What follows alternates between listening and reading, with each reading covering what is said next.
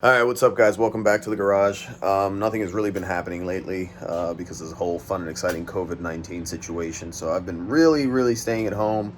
But I did get a call from the machine shop where I took the head to. After that first head was messed up, I had to find another one. So I found another head. Took that one over there, got some brand new internals for the head. So I just got back from the machine shop right now, and I'm going to go ahead and pull that out. That's essentially the update.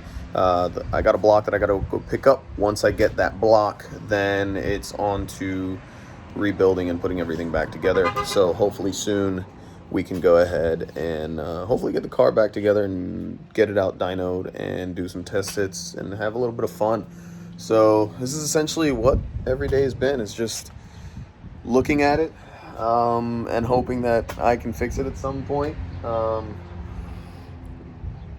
It's pretty much COVID's been pretty intense for everybody that I know. Some people it hasn't really affected as much. Thank God. I wasn't really affected much, job wise and everything else. So I can still work from home and keep going. But I hope you guys are all still doing good. Just wanted to give you guys a quick update on the car. And let me bring the head in here. I'll show you the old head and how damaged that one was, along with all of the other parts as well that were damaged from the old head. The guides and everything else was just destroyed. So, yeah, let's cut to that real quick.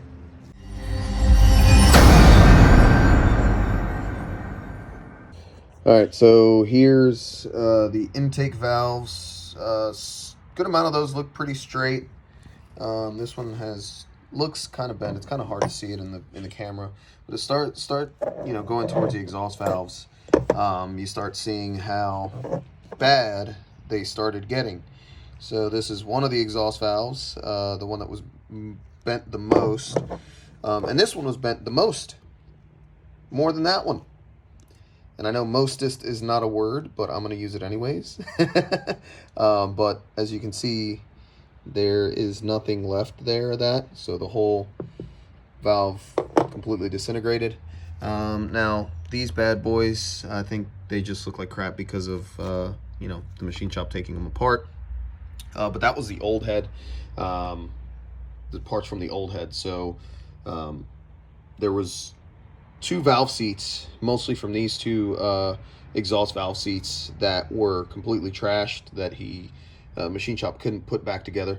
So what they did was we tried to find some. The only ones that we can find were performance aftermarket ones, and if I was going to do that, I was going to change all of them. But I was able to get a head, a Z3 head, for extremely cheap, for about $100. That was in good shape. They did, leak down tests, whatever, compression tests, whatever that they do for those things. They did all the testing that they needed, and the machine shop said that it was good. So they took that head apart, and here's some of the parts from the other head. So as you can see, valves still look good. I still got all the stock springs and things like that. So all those stock springs, everything else is good to go. I don't know, if someone wants stock springs, let me know. I'll hook you up. But yeah, so I'm gonna go ahead and bring the old head in so you guys can see the damage internally on the head, and then I'll show you guys the brand new machined head. All right, so I got the old head here, as you guys can see right there. Now, from the surface, it does not look like anything bad happened to it. But as you guys remember from the video when I did take the head apart, or off of the block, down here was mostly the worst part of everything. So let me show you guys how that looks. Okay, so if you guys can see down in there, that is completely broken. That guide's completely broken. All the other guides were fine, but there was some scoring here, and real up close, a lot of scoring there. And the machine shop told me that they didn't want to risk it because they didn't want the valve to sit too low in there, because then that could cause issues. But good thing is I was able to get another head. All right, guys, so here's the head. As you can see, new valve springs, New retainers, new keepers.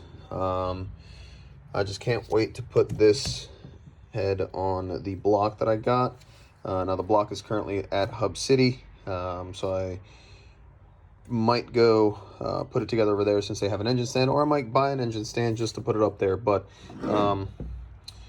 everything is nice and fresh down here. So nice brand new valves for some fun and excitement.